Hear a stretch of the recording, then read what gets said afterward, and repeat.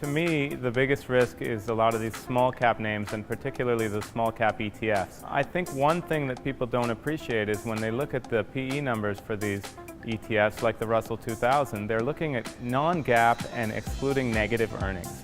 If you look at the actual GAAP earnings of the Russell and you add the negative earnings, the multiples are in the hundreds.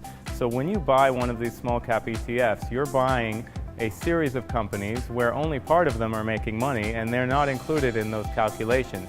But when people go to sell those ETFs, fundamental buyers won't step into all of those negative earnings companies, and so as an owner of the entire ETF, it's a very difficult situation. So I would be very careful with some of those small cap ETFs. I think one of the things you always look at as a long investor is how is the situation getting better, and when you're looking at companies where you can't really identify that because their revenues are not growing, their top line is not moving. So you want to find companies with a catalyst, with something that's changing and with things that are getting better. So not necessarily saying value or growth, but I think that multiple expansion on value names is difficult to sustain. My biggest concern is the central banks are going to start tapering. Because if you look at what they've done, they've bought $8 trillion worth of assets in the past 5 or 6 years.